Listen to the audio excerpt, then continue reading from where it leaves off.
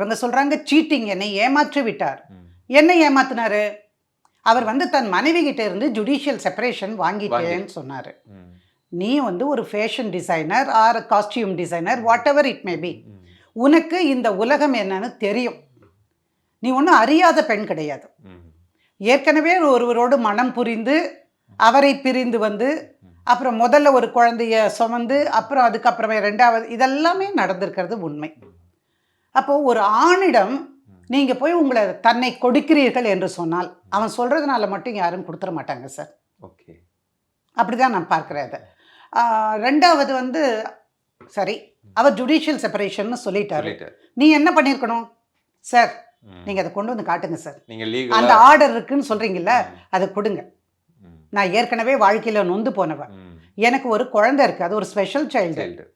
அதனால நான் என்ன பண்ணுவேன், நான் வந்து உங்களை எனக்கு ரொம்ப பிடிச்சிருக்கு தான், பட் கல்யாணம்னு சொல்லி வாழ்ற அளவுக்குன்னா ஐ நீட் டு நோ லீகலா உங்களுக்கு என்ன ஆர்டர் வந்திருக்கு அப்படின்னு நான் கேட்பேனா கேட்க மாட்டேன். ஆனா அது கேட்கல. எதுனா அவர் சொன்னாரு, நான் கேட்டேன்.